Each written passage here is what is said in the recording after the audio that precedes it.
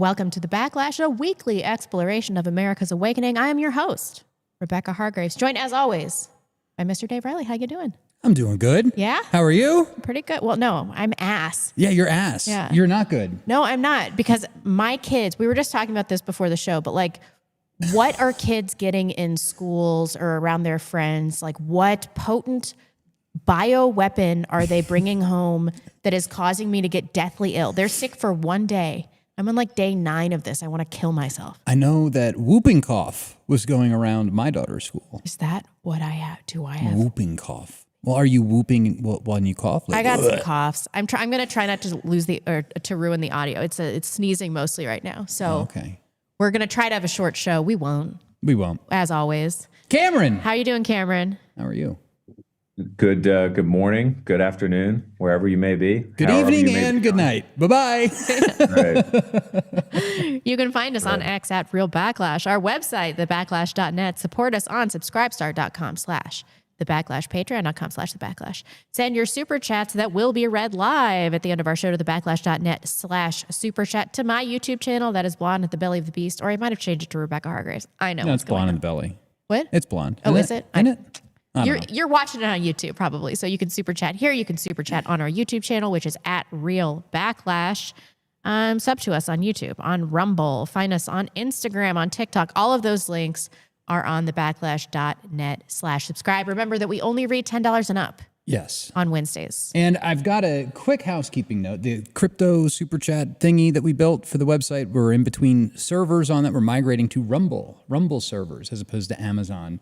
And so in the meantime, I invite you all to follow us on Primal app. It's like a decentralized social media app. And if you send us zaps there, over 10,000 sats, we will read them out loud.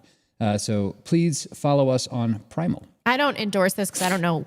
I literally have no idea what you just said. It's an app. It runs on the Bitcoin Lightning Network. So if like any government ever decides to shut down Twitter. You don't have to tell me. I can't endorse this yet. It's okay. We'll get if it works. Pull you along, kicking and screaming. What's going on in the background? Are those balloons real, or am I looking at an optical illusion? You're just drunk. No, they're real. Do you know why? Do you know why we have these balloons? Because you guys are posh and fabulous, obviously. It is the 1-year anniversary of this podcast. 1 year. I didn't know you were going to do that. Really? Is it? Holy cow. I know. My tea. I'm going to have to clean this up later. Oh my God, it got in the wall. Happy anniversary, everybody. Holy cow. Get out of here. Year, huh? Yes, Yeah. we have been doing this for 1 year. And I read an interesting statistic the other day. Dave likes to send me stuff right before I lose my mind. I know things are hard, but check this out. Over 90% of people that do a podcast quit within the first year. Not only that, but 90% of podcasts don't get past episode 20. Oh, okay. So we're going strong here. We're going strong. Yeah, we're doing something that most people can't do. So I want to thank the audience. Why is it 20? What's the... I don't know. It's that people just lose steam. Odd. They wind up saying everything that they wanted to say, or they find out that it actually isn't a very lucrative business to be right. in. You pretty much... You're basically for poor. about a year, you don't make basically any money. And even if you get to a year, you still may or may not be making any money. Listen, I'll tell you, there was a free food pickup that I went to today. We do this every now and again. I think, white people need to take as much advantage of the system as humanly possible. But I'm sitting there in line behind a Tesla Model Y to get free food. 450 cars today in Post Falls alone. Well, people are not doing well out there in this economy. Yeah, but it's probably a lot of people that are doing fine. Not a lot of podcasters. Let me tell you that. But it is crazy. Man, it's crazy. A big thanks to our new sponsor, Above Time Coffee Roasters. Yes. Those are small batch, delicious coffees. We had some on Monday. We had the blonde roast on Monday. It was excellent. And coincidentally, Emily Yukas, who we interviewed on Monday, was also drinking Above Time coffee. We didn't talk to her about it. Yeah, she likes hers. She's into it. Please visit their website, abovetimecoffee.com. We'll make sure to put the link in the show notes below. And there is a discount code. It is Backlash10, I've been told. Backlash10 will get you 10% off, not only at Above Time Coffee Roasters, but also at Antelope Hill Publishing. So if there's any books that you've been wanting to buy, but they're just a little bit too expensive, 10% off. 10% too expensive, but you're like, oh, okay. Get the Jew discount. /10 at Antelope Hill. Don't say that. They're going to email us. We're going to get dropped. And also, of course, Idaho Tallow. Those are skincare items with no endocrine disruptors. Thank you so much. Dave. Yes. On Monday. What? Dave gave me flowers. I did. Cheese and delicious chocolates. And he apologized. And I was like, save it for Monday. He's like, no, I'm going to do it. Or save it for Wednesday. He's like, no, I'm going to do it on Monday when none of our normal viewers are watching. And I was like, no. That was not the calculus. In the outline under banter, I put Dave makes humble pie. I should have written again. Well, I wanted to re-apologize to everybody for calling them retards. That was uncalled for. And, you know.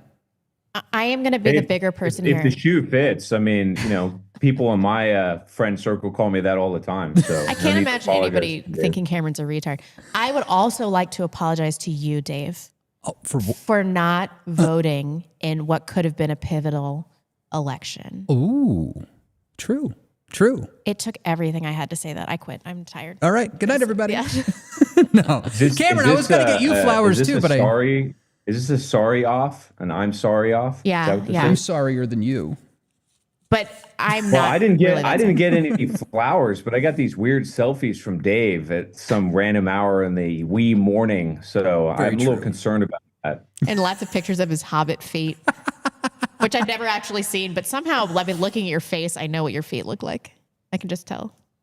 Well, I'll tell you that the second toe in is not longer than the first. I knew it. And I bet you've got a hairy big toe. Yeah, a little bit. Yeah, and all your toes are the same length.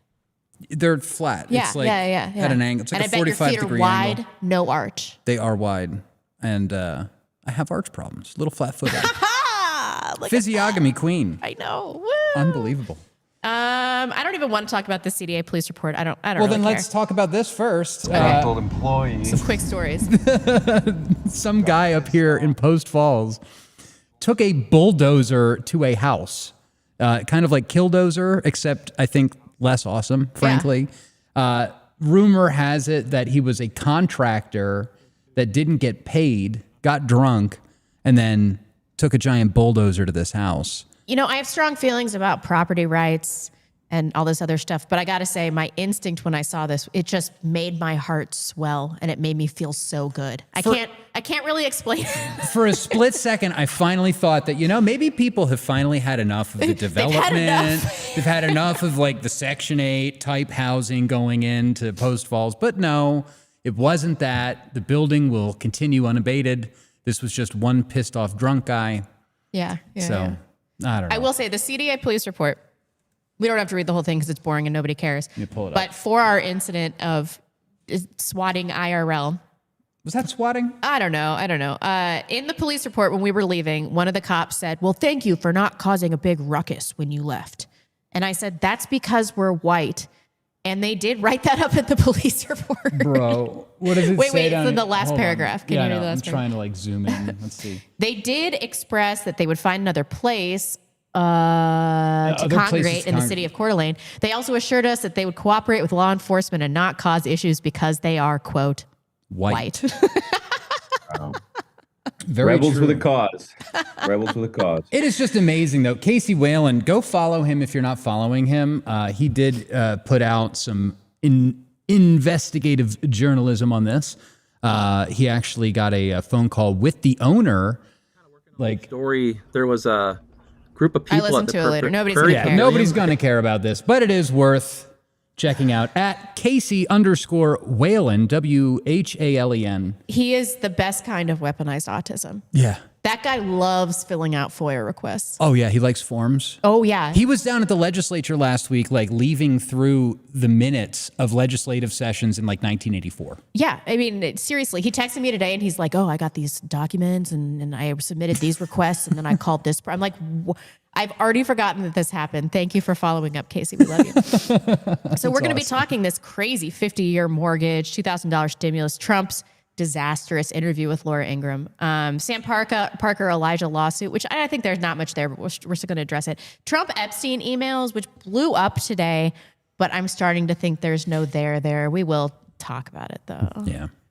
I don't know. maybe he is implicated by this, but I don't think it's going to be the big thing that makes everybody on the right address the Trump Epstein connection. Probably not. All of this and more on this week's installment of your favorite podcast. I stole that from the Matt and Blonde Show. I'm just going to keep ripping off my old podcast. This is a lot of people's favorite show, though. Yep, maybe. There were a lot of people. I went to this conference in Oregon over the weekend. It was the largest gathering of dissident nationalists in the Pacific Northwest in 30 years. Whoa. A lot of people watch the show. Very That's really interesting. cool. That's I like really it. cool. Very appreciative. But also makes me think you guys should be doing something better with your time. No. What, these people watching? They've got nothing better to do. Let's talk They Elijah. need the news. They need Elijah the Sam. news. Okay, let's pull up a picture of Kash Patel and his sweetheart. Now, can anybody look at this picture and not just assume that she's a honeypot based on based upon the disparity in attractiveness? Over the weekend, I received. Wait, I didn't pull it in, but you can. Okay, hold on. Yeah, I wasn't sure. Like, do I need to go look for this? Let's see. Kash Patel, girlfriend. All right, this chick, stone cold fox, absolute stone cold fox. I think she's like 16 years younger than she is. She's independently wealthy. She's a singer or something like that. Country singer. Kash Patel, total troll. Look at Face symmetry problems. He's Indian. Like, I can just look at this and be like, honeypot. Honeypot. I shouldn't keep saying honeypot. No, because now we're going to get sued. I totally disavow. Kash Patel's girlfriend has done nothing wrong. Believe all women. Listen, Hashtag. she's just too hot for him. And he's not high enough status or rich enough for this discrepancy to make sense to me. Everybody's looking at this and they're like, what? Anyway, she has sued our friend Elijah Schaefer, our dear friend Sam Parker, for claiming that she is a honeypot. The problem is, although Sam definitely did say And outright Kyle, that she you was don't forget Kyle Seraphin. Oh, yeah. Although Sam definitely said this for sure explicitly, Elijah did not. He actually never said that she is a honeypot. Can you pull up this first clip, please? Yes, I can. Bloop. Before anyone jumps to conclusions and says, well, don't say that she's a honeypot, I'd like to say, I never So did. good. I never would. I never felt like suggesting that, never even suggested that in my own head. So why am I being sued for something I never did? To give proof of that, in section 14 of the lawsuit, it states, while the defendant may not have included any caption to spell out the meaning of his post, he didn't have to. Ever since Kash Patel was appointed as director of the FBI in February of 2025, the conspiratorial corners of the internet and social media have been spreading false narratives about Miss Wilkins as an Israeli Mossad agent, spy, or quote, honeypot, who is only in the relationship with Kash Patel to spy on and manipulate the United States government. That's good. Defendants' wordless So the problem with this is that Elijah didn't even say anything explicit. So I don't know what the basis of this defamation lawsuit is, because what they're saying here is that it's the general consensus of the conspiratorial internet that she may or may not be a Mossad honeypot. So he didn't have to say it. Like, are we really going to be issuing defamation suits based on somebody's implied speech? It's so insane to me. Anyway, can you pull up this Kyle Seraphin tweet, who was also sued for the same reason? And the suit came from a very suspicious place. Okay. I'm so blind. This Elijah Schaefer tweet got the same lawsuit for the same amount of money from the same law firm as I got. The firm is Binal Law, which is run by Jay Benali, who is also the president of the Kash Foundation, formerly Fight with Kash. They share a physical address location per their website. Some people have said that this is debunked, but other people have said that Kash himself is helping to file these lawsuits, which obviously is a conflict of interest. I've listened to some lawyer takes on this, that this is just not going to go anywhere. But I find it troubling that they would even bother. I find it troubling that they would even bother with this. True. I'm just saying, like, we're like one step away. Look at this. Also, I lost a lot of weight since this picture Oh my was God. taken. Did you lose 700 pounds? 70. Good Like Lord. 70 pounds. But anyway, yeah. I don't know. I don't know that this means anything for the rest of the movement, but like the idea that Kash obviously was advising her on this. You think they didn't talk about it? There's no pillow talk about this. I just think that this kind of marks a pivot in the behavior of the occupying Zionists that control our country and our government. that they're going to be using lawfare against people like us, that they're just going to be, malicious. I mean, it's very clearly a slap lawsuit. When you go through the whole video and you read and you watch, There's just nothing there. there's nothing there. Yeah. There's absolutely nothing there. But where is Kash Patel? If she was self-motivated, where's Kash Patel being like, don't do this. It's going to reflect poorly on the FBI, on my association with you. There's nothing here. Like, why would he fund this? Cameron, what do you think? On this particular issue, I don't. I don't think much. I don't know. Maybe they met on eHarmony. Who the hell knows? Maybe he went to Andrew Tate's war room and became a certified player. I have no idea. No, but why do you think Kash would allow this? It's a really dumb lawsuit based on nothing that makes the FBI look stupid. Maybe he's thin-skinned and he thought he could get away with it. I honestly have no idea, but it makes for good social media play.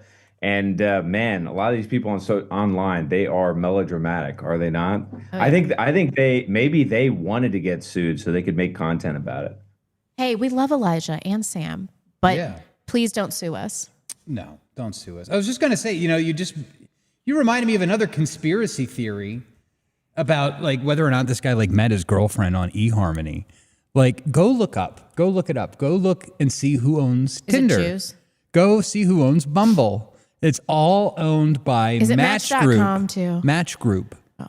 I'm pretty sure it is also Match.com, which was the name Match Group. That's why I'm married. Well, I'm just saying, it's interesting, right? I mean, like, imagine if Jews were controlling who white, Christians were going to mate with and meet with. That's an interesting vector of attack. I think my husband's a Fed. Well, maybe. We met the week I started my YouTube channel. There you go. Proof positive. For a while there, I thought my wife was CIA. That is so paranoid. No, it's not. Both of her grandparents were CIA. So I'm just like, I don't know. We're in trouble. Maybe we're CIA.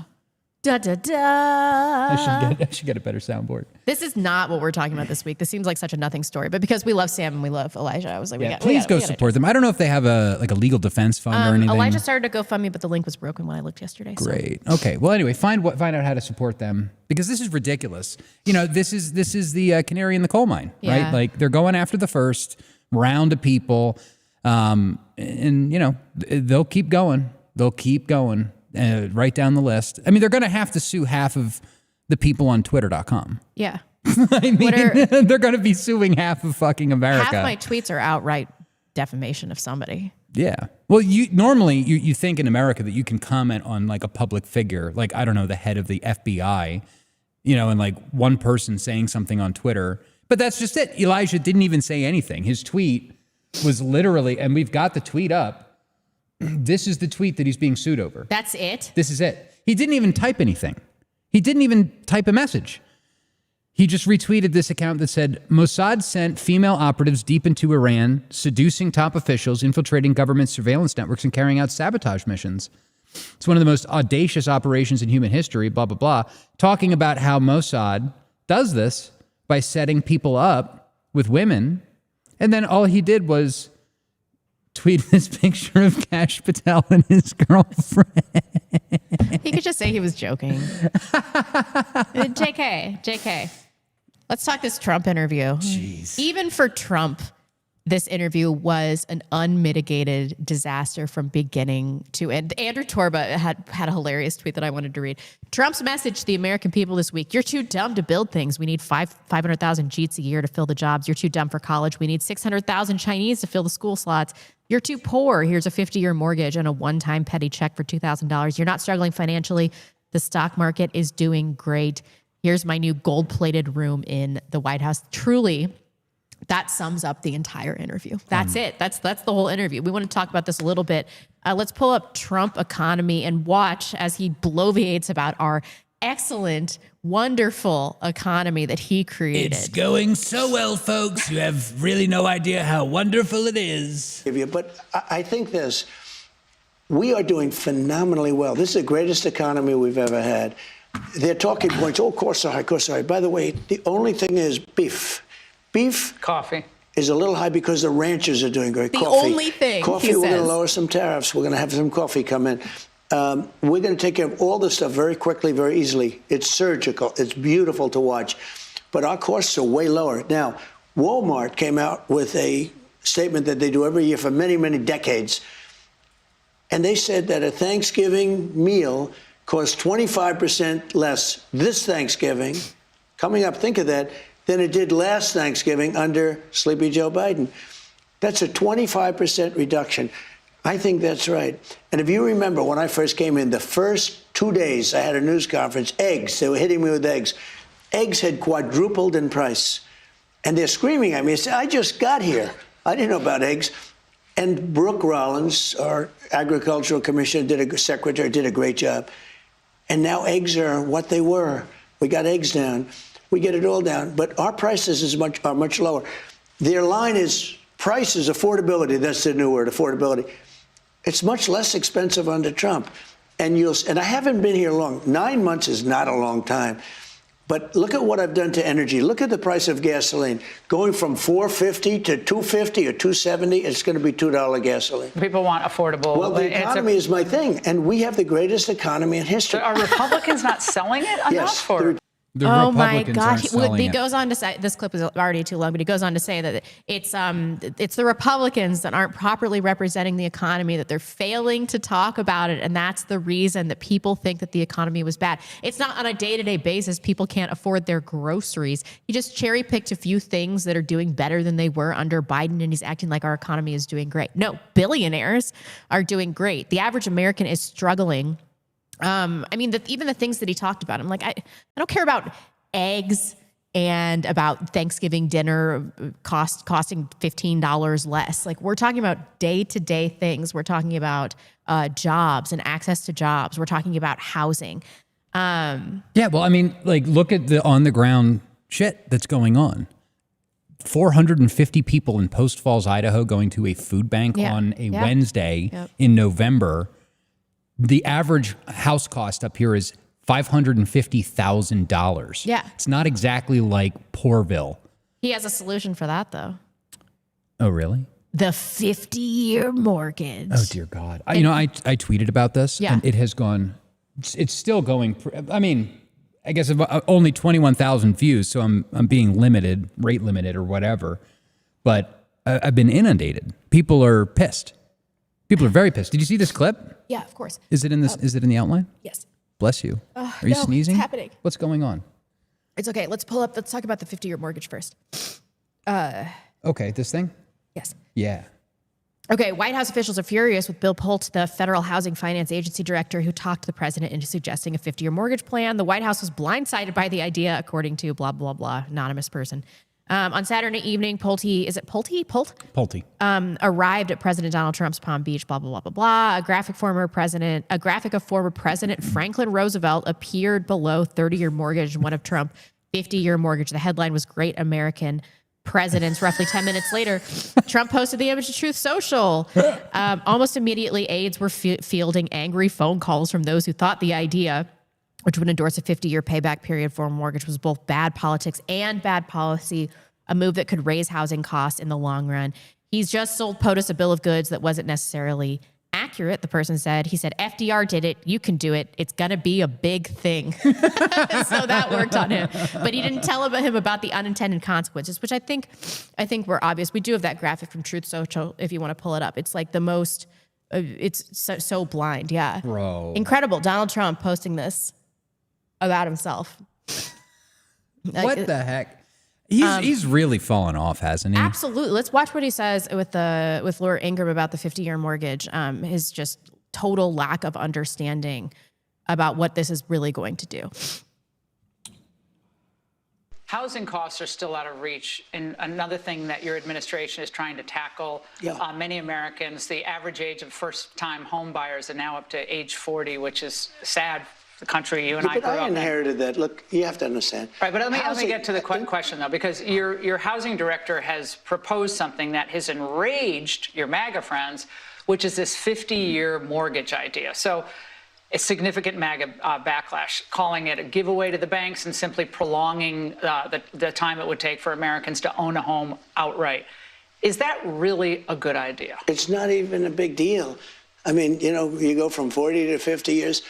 And what it is you pay something less from 30 that some people had a 40 and then now they have a 50. All it means is you pay less per month. You hasn't pay it over a 40? longer period of time. It's not like a big factor. It might help a little bit. But the problem was that Biden did this. He increased the interest rates, and I have a lousy Fed person who's going to be gone in a few months. That's just unreal. First of all, who has a 40-year mortgage term? You know anybody that has No. anything beyond a 30-year mortgage term? Let's look at the reality of the 50-year mortgage and how much interest this adds. So a loan amount of $300,000, which, you know, is just impossible here. That's like a trailer. Interest rate, 6.26 annual fixed rate. The loan type, fully amortizing fixed rate mortgage with monthly payments, no additional costs. Okay. 30 years, the monthly payment is $1,800. The total payment, $662,000. Total interest payment, $362,000. For 50 years, the loan payment is marginally reduced at $1,600. The total payments go up to $960,000, and the total interest paid, $660,000. The extra interest versus a 30-year loan for a 50-year loan is nearly $300,000. Is that right? Yeah. Did I read all that right? I'm kind of blind. It's 82% more. Just incredible. But it's not a big deal. It's not a big deal. Also, a man that's worked in real estate his entire life is acting like people are just walking around now like everybody has a 40-year mortgage term. It's like, what are you talking about, It's dude? just so stupid too, because he's like, oh well, don't worry, the monthly payment is less. They'll be spending less money. It's like, what planet What are planet you are you on? living on? Yeah. This is not costing people less. It's more. Yeah. Hello? Can you pull this up? We call This it is the what 50-year happens. mortgage. This is what happens when you have a bunch of homos running the economy. This is what happens when you have a bunch of Jews running the economy. Well, homosexual Jews. Yeah, that's totally. true. Big true. Which one do you want? Usury questions. This is what it is. They want us enslaved into a debt system for life. We call it the 50-year mortgage. Oh, geez. That's it. I think that this is such a boneheaded idea. And honestly, I kind of don't believe that Donald Trump doesn't understand what these unintended consequences are. People are always acting like he's so stupid. This is basic college economics, really basic stuff. And it's within his wheelhouse being a real estate guy. Exactly. He doesn't not know what he's doing. There's no way. Cameron, do you really think he doesn't understand what the Math. externalities of this is? Well, look, Trump does understand real estate and he does understand business. His father understood those things very well. I suspect he does as well. But just as an aside, I didn't know this. I was looking at this while you guys were talking. But if you look at Polt, I think that's how you say it. He's the Federal Housing Finance Agency director. Where did he come from? He came from private equity. Ooh. And as of 2021, he's worth $100 million. So he was part of Forbes 30 under 30. All right. That's who's running this particular agency. And you'll find people like this throughout Trump's administration. Frankly, it doesn't matter. Biden, Obama, Bush, they're all the same. But what you're hearing is, I think, two things. One is a derivation of the past, because Trump's administration, like his predecessors, it's not unique to him. They're bankrupt. They don't know what else to do.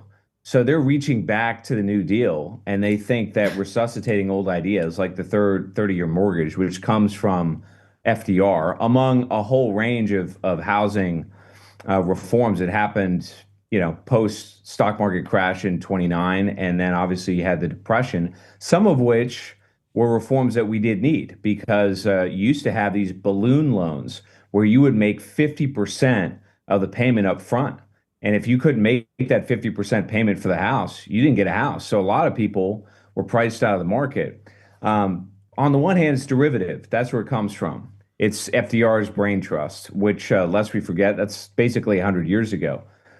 Secondly, it's the product of Wall Street. And the goal is every bit, as you said, Rebecca, it is to compound interest. And if you think about the entire way our system is structured, this is basically an apotheosis of that, right? So as an 18-year-old kid, what do? Well, you contract a debt. You take out a loan so that you can go to college. So then you go to college and you get out and you get a job so that you can pay off your student loans. But then you meet a girl and that girl says, hey, if you want to marry me, we got to buy a house. So you contract another debt. And then you end up essentially servicing these debts your entire life. And the 50-year mortgage is probably a more accurate representation of what actually happens. Most people never really pay their debt off, which is interesting because the term mortgage itself comes from the Middle Ages and it means death pledge. I looked that up earlier today. Pretty interesting. So that's more or less where we are.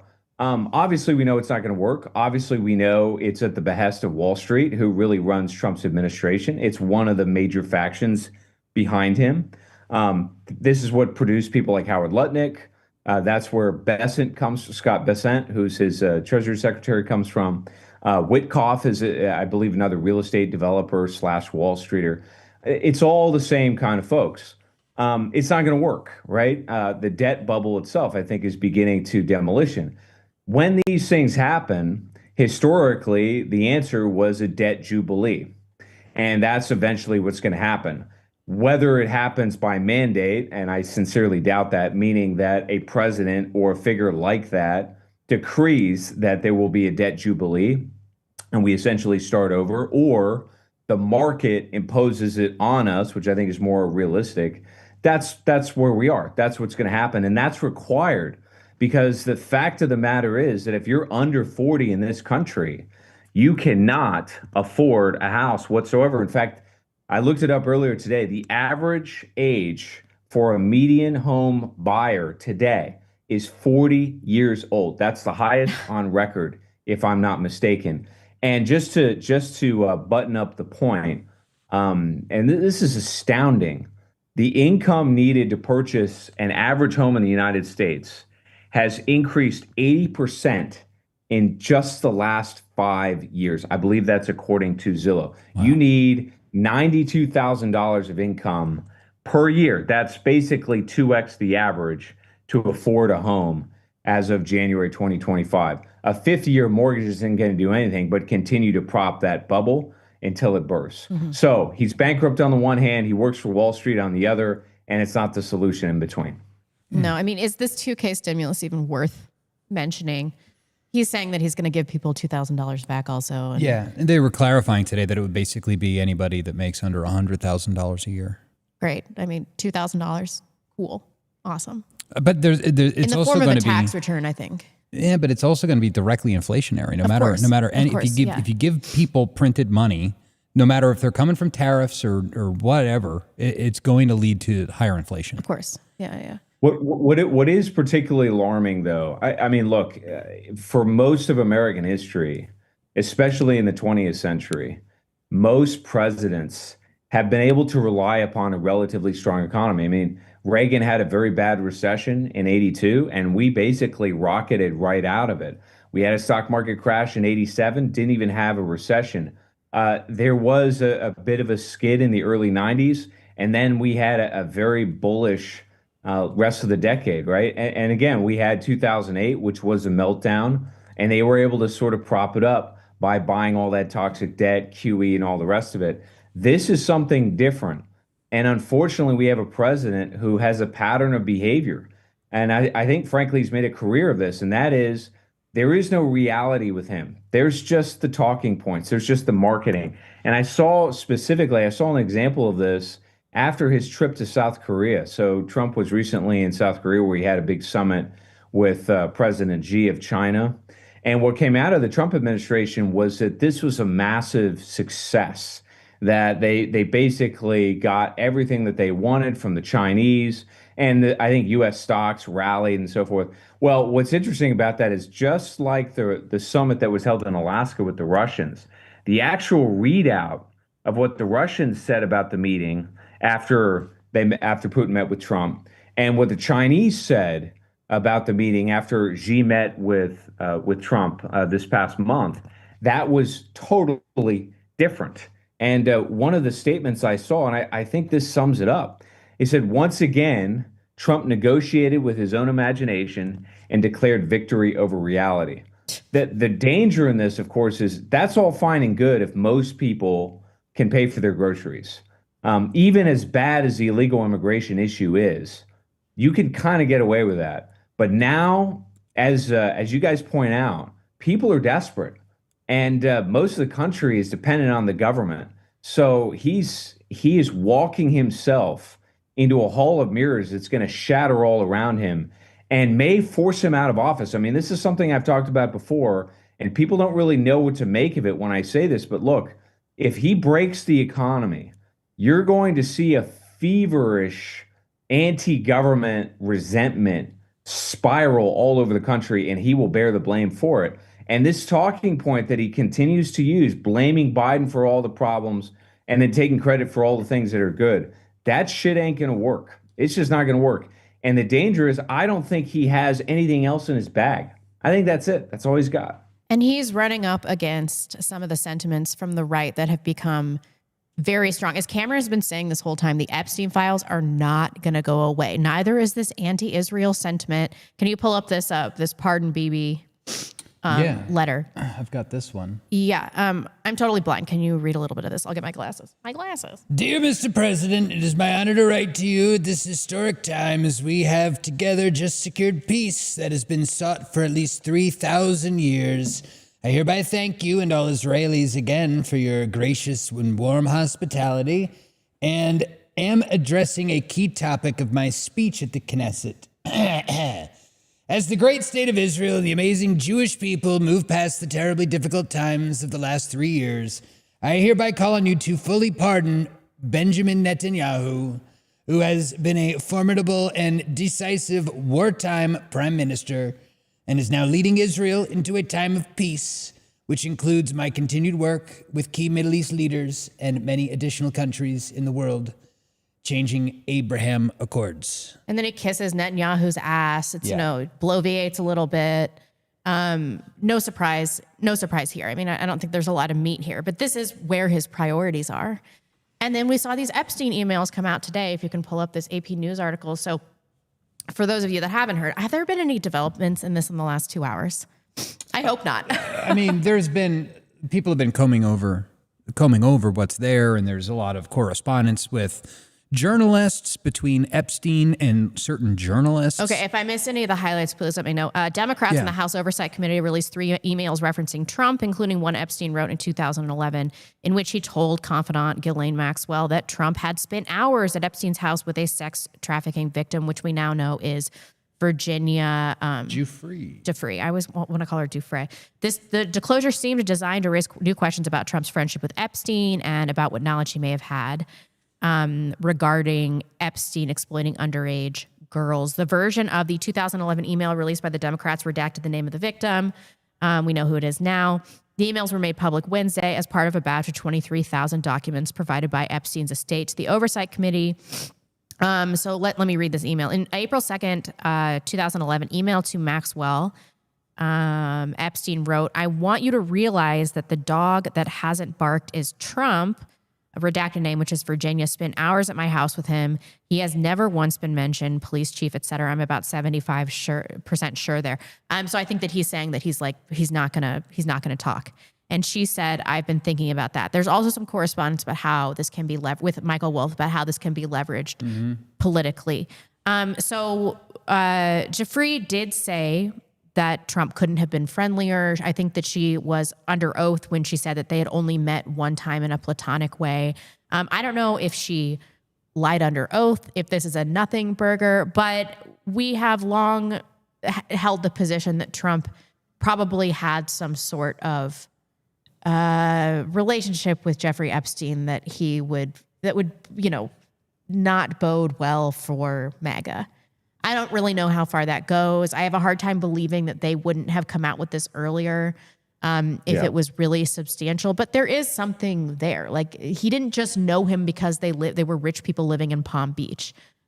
Trump's track record with women is scandalous. It's absolutely scandalous. So I wouldn't be surprised. But is this going to take down MAGA? I don't know. I don't think people care. I mean, I think people do care. It's trending on Twitter. That's true. It's like everyone is talking about it. Well, everyone's like, what came from Democrats? I'm like, I don't give a shit. It doesn't matter if you're going to sit there and be a pedophile apologist because it's a Democrat making the accusation as opposed to a Republican, you've really lost the fucking plot. Yeah. Like, hello? Why don't you guys just release the Epstein files? We want the Epstein files. Everybody wants the Epstein files. There's a couple things, right? The first is that this, I think a lot of this is self-inflicted. I'm with you, Rebecca. I'm not sure that there's much fire there. There may be more smoke. It strikes me that in this case, the cover-up is worse than the actual crime. But remember, a lot of people, including Kash Patel, Mr. Ladies Man himself, they stood on arresting Epstein or releasing the files or bringing justice to light. And Trump concurred with that, right? So that's the first problem. And then the second is it just didn't explain. They didn't handle, in a public relations sense, exactly what they've got. Now, I don't know, again, I don't know if that's just a jumbled mess because of incompetency or because if something else is there. What I do know is that David's 100% right. This is not going to go away. And whether there is no there or not, it has tarred Trump. There's no question about it. And he's going to be associated with Epstein. And this is going to continue on until we get a clear answer one way or the other. And I do think we will. Yep. I still maintain that I think the Epstein files do contain within them something that's potentially lethal for the entire government. And what exactly that is, I do not know. I do think Trump, if he's involved at all, is probably on the periphery. But that's more likely the reason why those files haven't really gone anywhere. But if the Trump team, if their public relations had been better, they probably could have avoided this. As it stands, they've royally screwed up. But this is an example of what I said a moment ago. If you promise people the world and you do not deliver, eventually people are going to start calling you on your bullshit. And the Epstein fiasco is an example of that. Yeah, absolutely. Yeah. And I think it draws more attention to the suicide of Virginia Jeffrey. I mean, there's just no way she killed herself. Like, we're supposed to believe this. I don't think that she did. And, listen, I know I'm kind of on the weird side of the internet. I get it. But I think of all the people that have spoken about the Jeffrey Epstein stuff, about the connection with Donald Trump, if there's like one guy that has like been pretty consistent with what he's saying, it's Chuck Johnson, actually. And Chuck was out here a while ago talking about how Virginia Jeffrey was a liar and had connections to the Mormon world. And if I'm not mistaken, if I'm not mistaken, she was sex trafficked by another like a Russian Jewish guy down to Florida in the first place. So there's a lot of weird unanswered questions about the whole thing and how they've attempted to manage the Jeffrey Epstein situation and turn it into this partisan thing. It's not partisan. I mean, Steve Bannon was working for Jeffrey Epstein. Like, what the fuck? Yeah. It's actually really quite crazy. Yeah. The amount of collateral damage that the Epstein thing exposes. And it's not just the sex trafficking stuff. His financial crimes were arguably more impactful on America than the sex trafficking was. And that's to say nothing of what was the sex trafficking about. Was it blackmail for Israel? And then you get this whole Iran-Contra network that he was involved with wrapped up into it. People act like this is so highly conspiratorial, but there is major historical precedent for people in government and people in church associations getting deeply involved in sex trafficking rings and financial fraud. Didn't this happen in Portugal? And it was like every high-level person in the country was involved. Boys Town? Yeah. Right? You remember there was that was the Republicans in Nebraska being accused of sex trafficking children, bringing them in buses to Washington, D.C. where the Catholic Church? The Catholic, Opus Dei, definitely. Opus Dei was doing something called the Sodalico down in Argentina that apparently the Pope covered up, allegedly. Our new Pope may have had a hand in covering up some of these things happen. It is well documented. These kinds of frauds have been unraveled before in the public eye, and it's not conspiratorial to think that many people in government are involved in something like this. To quote our new leader, Mamdani, what did he say? He said something to the effect of like, if the Epstein files release risk the collapse of the government, then your government doesn't deserve to exist. Yeah. I agree. Yeah. I agree with that. The hand-eating Muslim in New York, actually. Well, I mean, the thing that's striking about all of this is how utterly systemic it really is. I mean, there's a scandal in Great Britain involving Keir Starmer, who has covered up crimes that relate to pedophilia. You've got implications with the British monarchy that people have talked about for years. Jimmy Savile. I know that there are rumors about Macron in France. I mean, the sense is that all of the elites, and this is par for the course as far as this podcast is concerned, because we've talked about this a long time, the systemic rot, right? It's not just that there's corrupt money in politics. It's not just that you have a Jewish lobby. It's not just that you have foreign interest groups like the Cubans, among others. There seems to be this dark underworld that entraps people, blackmails them, extorts them, and then props them up so that they run these governments. And that's, I think, really why Epstein and his criminality, however deep it goes, won't go away. Because I think people sense intuitively, if not explicitly, that Epstein is at the center of that world, of that extortion racket. And how deep that well goes, I'm sure I don't know, but it seems to comprise every major Western country. Every single one seems to be involved in this. Unreal. Yes, it is. And what were you going to say? Nothing. I was just looking at photos. This of is just Jimmy Savile, and he's just disgusting looking. And when you look back at some of the not good. footage from BBC, Yeah. oh, BBC's collapsing. We're not even going to talk about that. Jeez. BBC. I'd be remiss if I didn't discuss this H-1B visa issue that Trump had on the Ingram, Okay. Yeah, on here. Ingram as well. I want to go let me back to pull that. this up. Can you pull up? Is that Yeah. it? Well, this is the clip. Yeah. Oh, yeah. Okay, let's watch I it. tweeted about it. Republicans have to talk about it, Laura. And does that mean the H-1B visa thing will not be a big priority for your administration? Because if you want to raise wages for American workers, you can't flood the country with tens of thousands or hundreds of thousands of foreign but workers. You also do have to bring in talent. When Well, we a have country plenty of talented people no, here. you don't. No, you don't. We don't have talented people here? No, you don't have. You don't have certain talents, and people have to learn. You can't take people off an unemployment line and say, I'm going to put you into a factory where we're going to make missiles, or I'm going to put How did we ever do it before? Well, let me When you and I were I'll give you growing an up. example. In Georgia, they raided because they wanted illegal immigrants out. They had people from South Korea that made Hyundai. batteries all their lives. You know, making batteries are very complicated. It's not an easy thing. It's very dangerous. A lot of explosions, a lot of problems. They had like 500 or 600 people, early stages, to make batteries and to teach people how to do it. Well, they wanted them to get out of the country. You're going to need that, Laura. I mean, I know you and I disagree on this. You can't just say a country's coming in, going to invest $10 billion to build a plant, and going to take people off an unemployment line who haven't worked in 5 years, and they're going to start making missiles. It doesn't work that way. It's unskilled labor. In World War II, they took actual housewives and put them in factories to build bombs. We literally did that with women. It was not competent white men that have been unemployed through no fault of their own. Like, I think we're in a way better situation now to do something like this. This is such an asinine argument.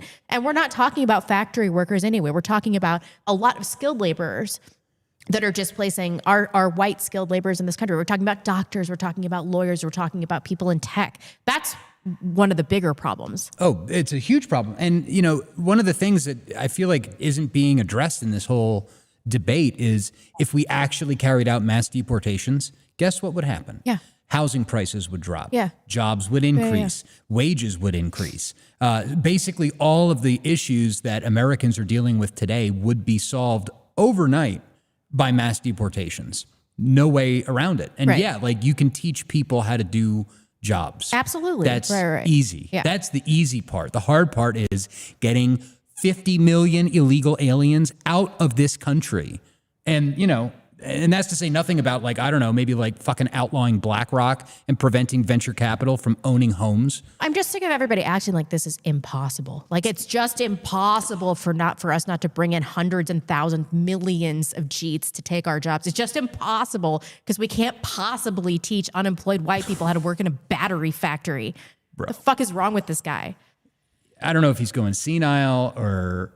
No, I mean, I think that what Trump is talking about is the representation of conservatism that we've been witnessing for many, many years. And if you've seen what Dinesh D'Souza has been saying this week, I've been watching Dinesh D'Souza and I'm like, dear God. well, I've been watching Dinesh D'Souza and like a lot of times I attribute what he says to being a butthurt Indian, right?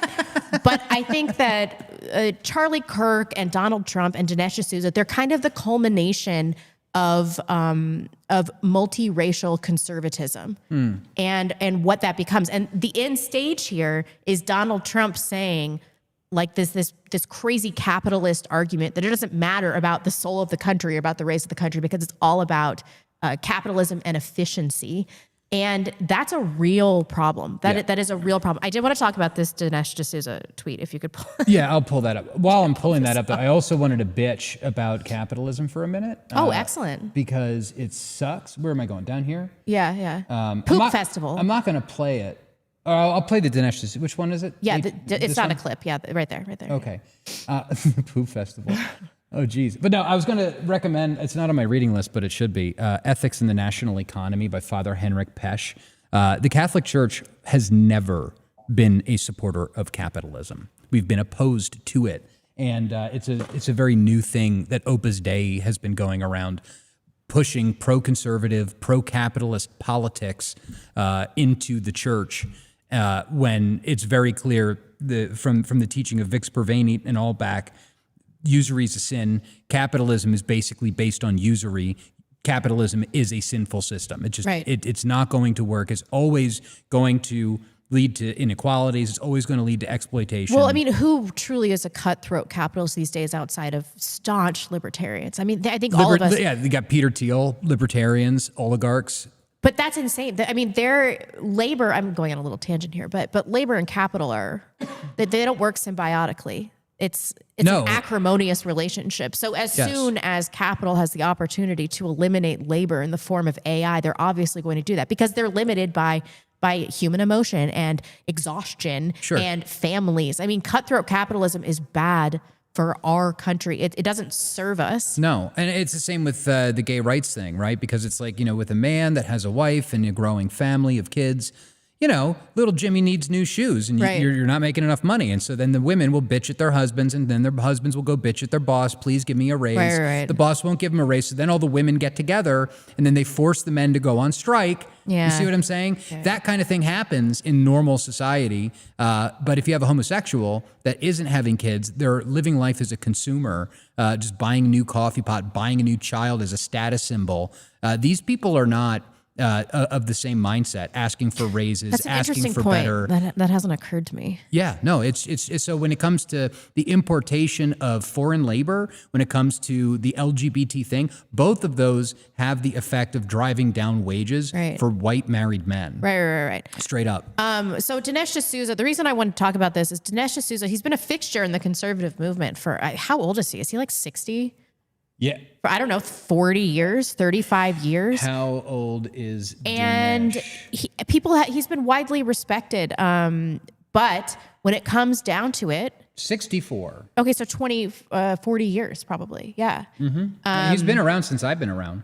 I remember reading all that Clinton stuff. Yeah, and he did a lot of good early work. But when it comes down to it, even though he was born in India, but he's lived in America his entire life, when it comes down to it, he reverts to type. He reverts to his basic tribal status. Let's go up a little bit. Okay, so the original tweet here, this went mega viral this week. After much consideration, I decided I will not be releasing my documentary. This is not Dinesh. This is Tyler Oliveira. I'm not familiar with him. I've been doxxed, threatened by thousands of Indians over the last 2 weeks. Tens of thousands of Indians have turned my life into a living hell. My family's been attacked in ways I could never imagine.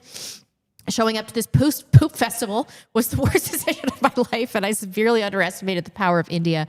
I'm only one man. I cannot defeat the combined power of 1.5 billion Indians who yearn for my destruction. I never meant to offend Indians, blah, blah, blah, blah. Okay, Dinesh D'Souza responded to this. It has 6 million views. How about commenting on this festival? It seems like the future belongs to the poop throwers. And here's a bar chart showing the median household income by major racial and ethnic groups in the United States for 2024, based on the latest U.S. Census Bureau data. It's Asians first. Can you scroll down a little bit?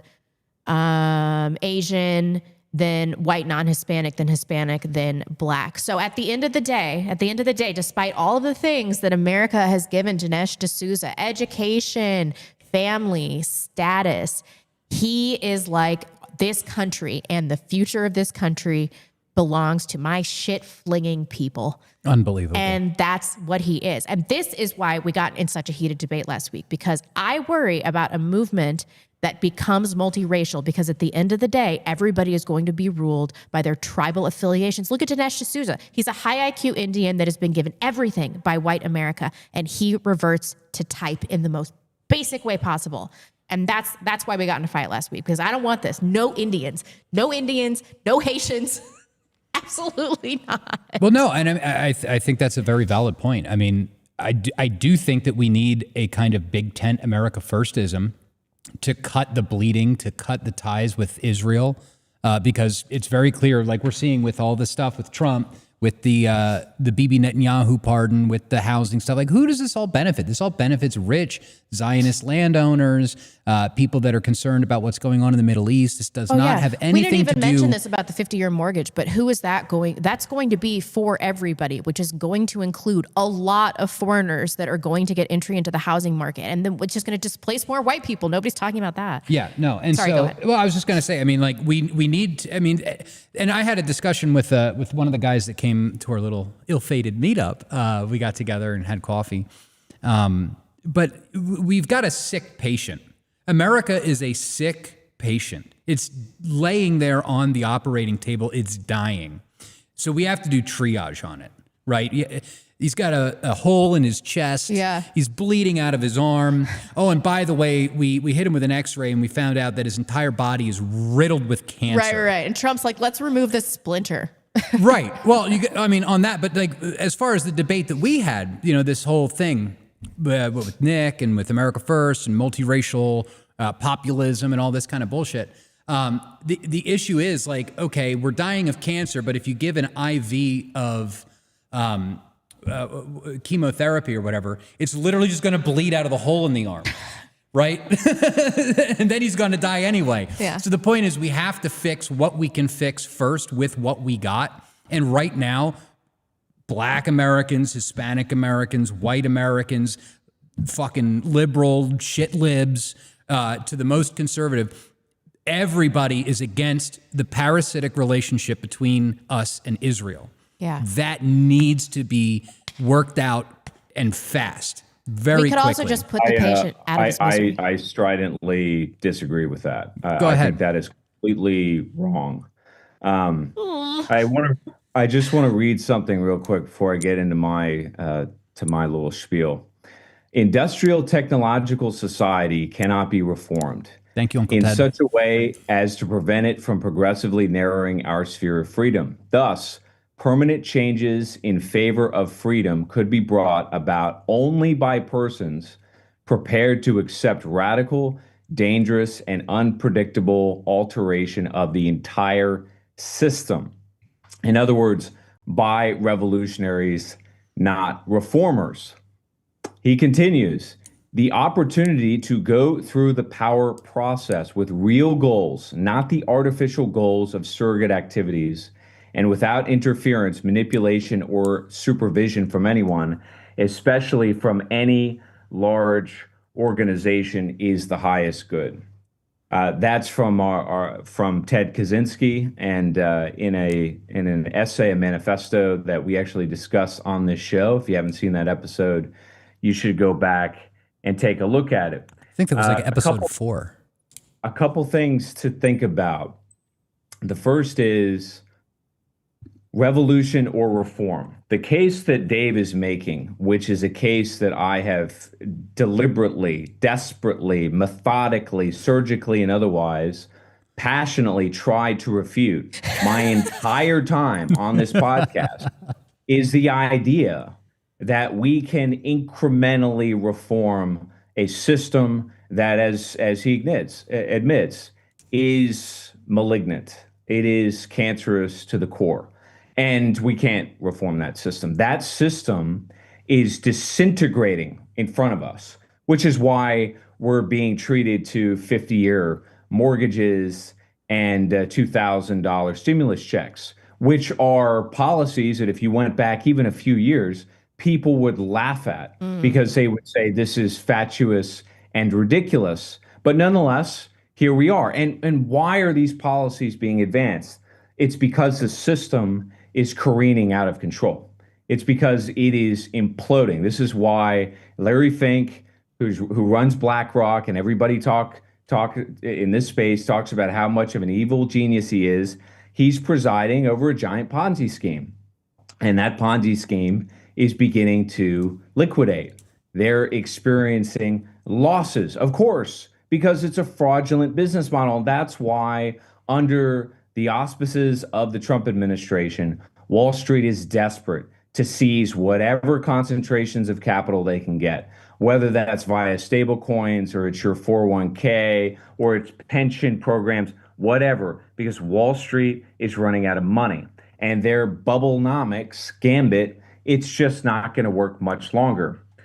The question, however, is what's the power process, to use Kaczynski's analogy? He calls it freedom, the highest good, to sort of pursue your power process. Well, I think the power process for us in this very troubled time is to live in our own society, to have our own communities. We, as white people who founded and built this country and founded and built Western civilization and all its various incantations and iterations and so forth, that is our power process, to live in our own country with a government that represents us and us alone. Nothing else will do. And until we get to that point, we are not going to rehabilitate or resuscitate in any meaningful sense. It is that power process that has been denied to us. Now, that raises a question about what exactly this system is, because a lot of you think that this system is a very carefully orchestrated simulation that's manipulated by a very competent cohort of elites that are operating in the shadows, right? This is a trope at this stage in right-wing circles. And I have tried to make the case, again, as expertly as I can, to categorically refute that, because it is the 180-degree opposite of that. No, these people are not terribly competent. They're just like this director of federal housing who come up with cockamamie ideas so that they can compound interest, because that's really all they know how to do. And if you accept the premise of what I'm saying, then you'll buy my solution, which is to let the system disintegrate. Now, I've said before to many of you that I'm heavily influenced by the East, in part because I spent a lot of time in China and Japan and Thailand, and I learned a lot when I was over there. And their methodology, their thought process, their worldview is very, very different than the way we think.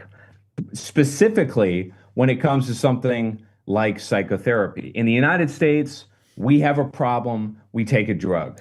Or we go to a shrink, and the shrink confronts whatever our psychological malady is head on. Well, in the East, that's not really how they operate.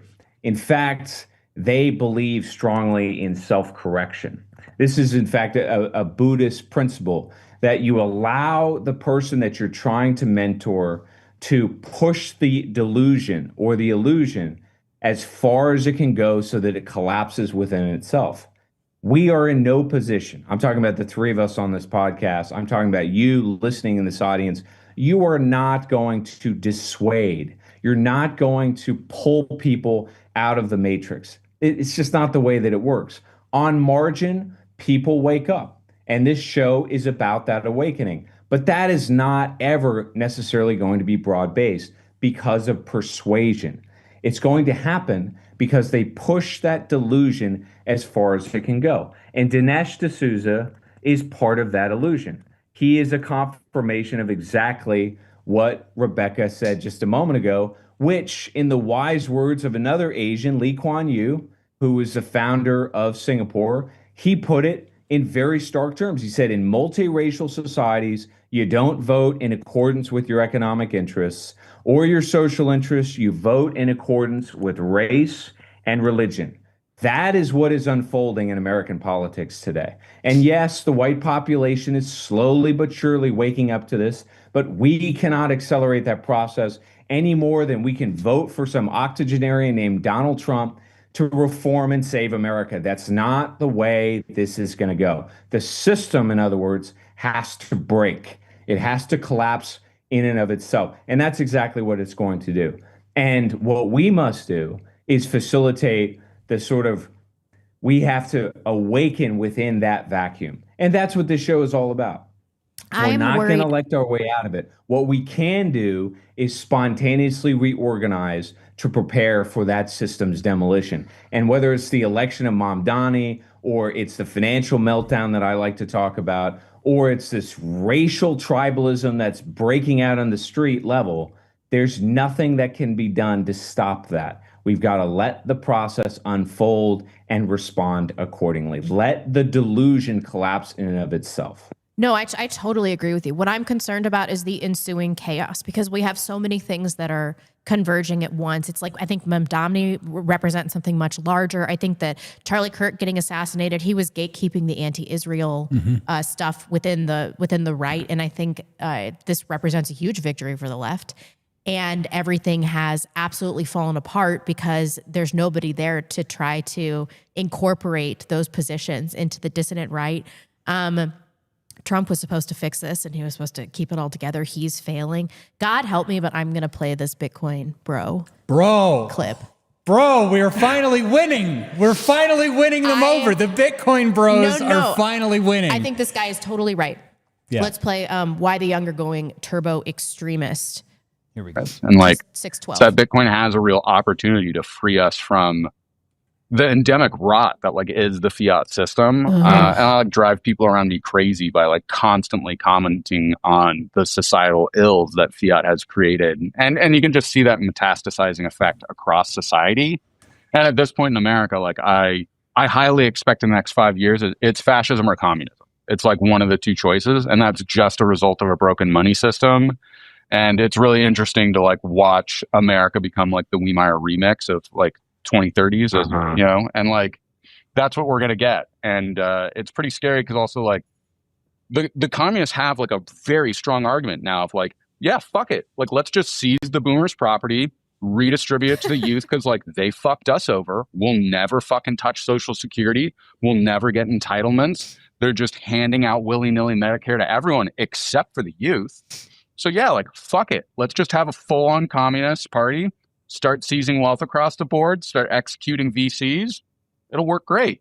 And at that point, that's when you get somebody in the far right being like, hey, they're going to kill all you guys if you don't give me radical power. So you can either sign up here or get executed by the communists. Which one? Okay, so I don't think that Bitcoin is going to be our savior, but he makes a very good point about the mentality of the youth and how they're going to find solutions in their, especially economic hopelessness. And he's absolutely right. People are going to go turbo extreme. So my question to you guys, I mean, I think Cameron is right. I think we got to kill the patient. That's the real solution. You don't triage, you say, fuck it. You just slit the patient's throat, invest in something, invest in some baby that, is in better health. All right. But I worry about all this frenetic, chaotic energy that is going to come out of the convergence of all of these things. I'm a little worried that this is happening too fast. So what do we do with that energy? What do we do with the youth? How do we kind of streamline all of this energy that they have into something that's positive, that is going to build a sustainable and lasting future for all of our children?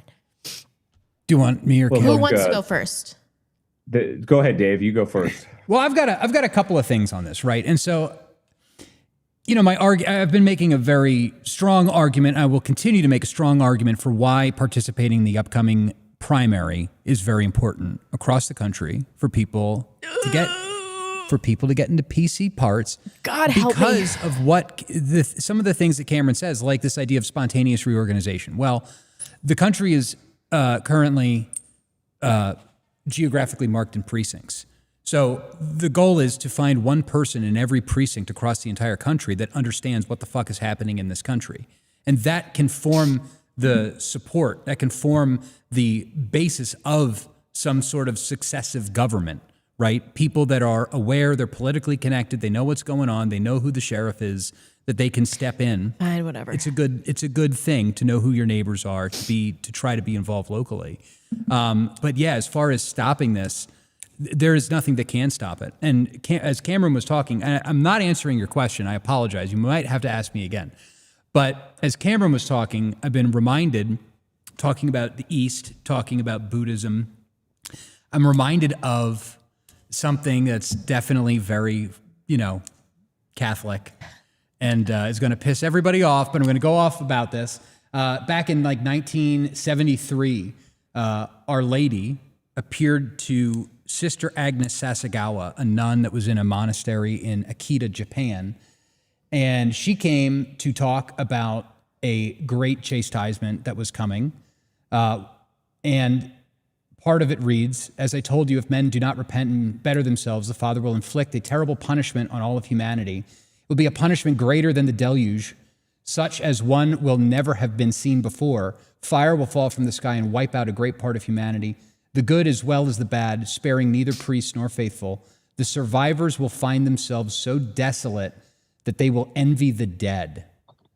I kind of see that. I see that coming. That's kind of where I'm at. And it doesn't make me black pill. It doesn't make me What are want you to give talking up. about? That's the most bleak thing I've ever heard in my life. Sure, it's bleak, but you still got to try, right? Like, what if you're one of the what if you're one that survives, right? Then it's on you to rebuild society. It's on you to have kids, to teach them, to raise them, and to rebuild from the ashes of this whole thing. And the thing that's like super interesting about this is that it dovetails into another Catholic prophecy that happened in 1917 called Our Lady of Fatima, which I don't know if anybody that watches this podcast even cares. But Our Lady came to Everybody knows about Our Lady of Fatima, right? Not everybody. Really? Most people don't know, actually. But Our Lady came to 3 shepherd children and said that various nations would be, quote, annihilated if Russia didn't, if we didn't stop Russia from spreading her errors. And of course, the error is communism. Mm-hmm. The error is godlessness. The error is Judaism. The Judaism that infected Russia and spread all throughout the West as a result of the Bolshevik Revolution in 1917. I view all of these things and our current problem as intimately connected.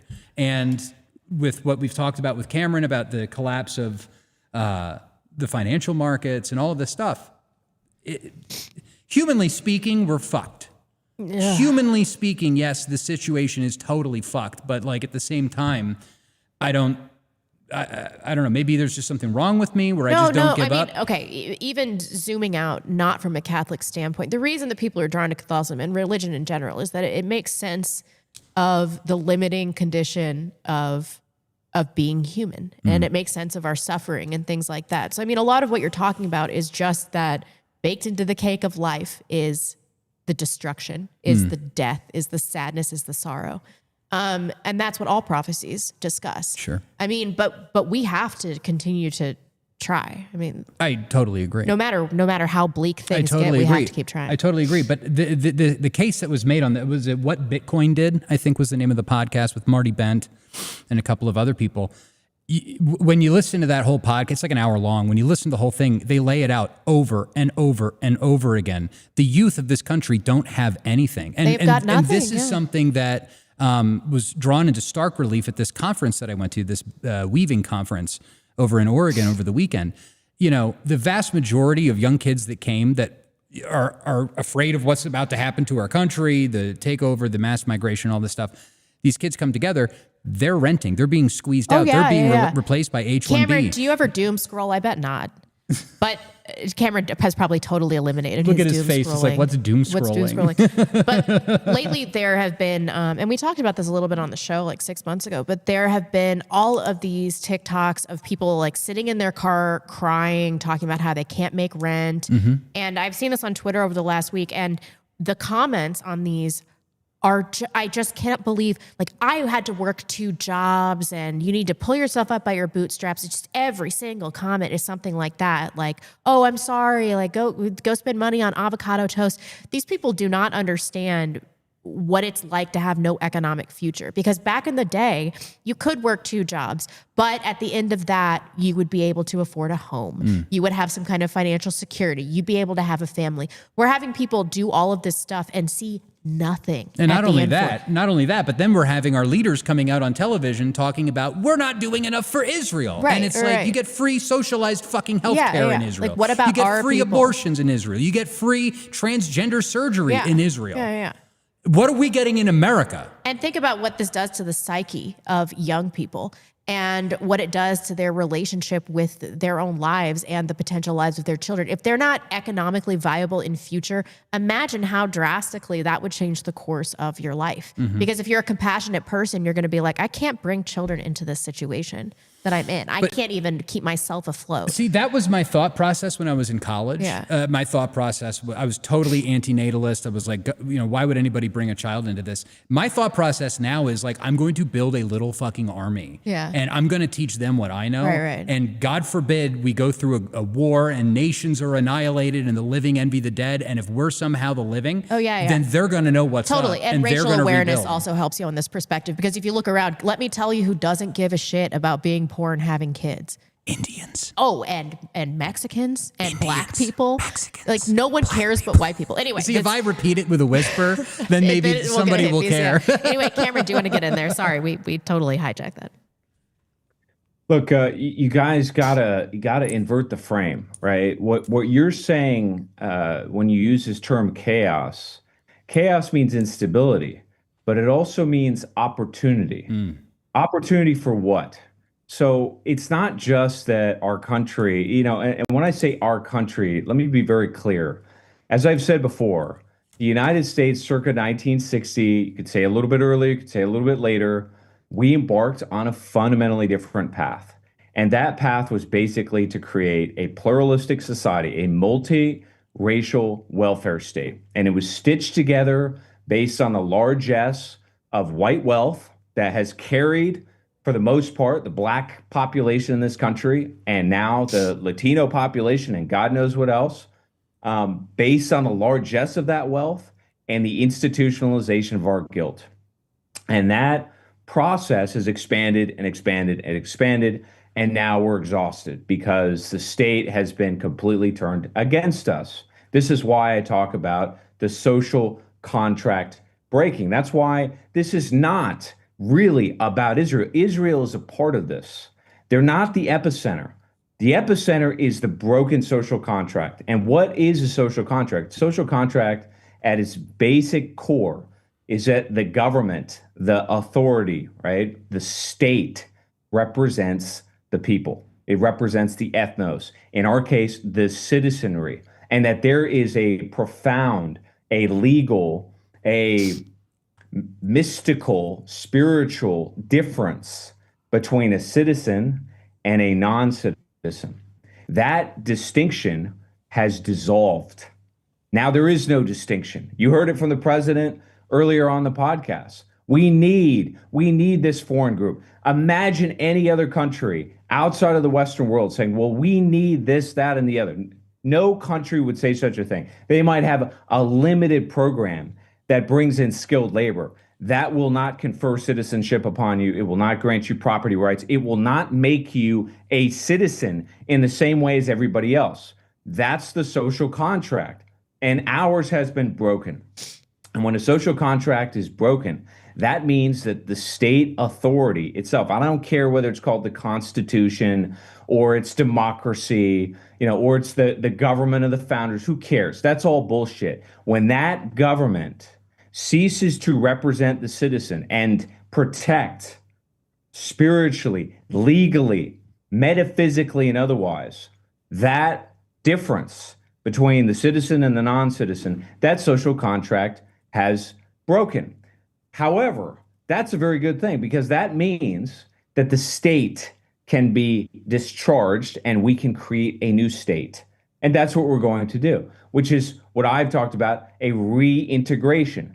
The white population is going to spontaneously reorganize itself in this vacuum that's coming. Why are we going to do that? How do I know that? Because we've done it our entire history.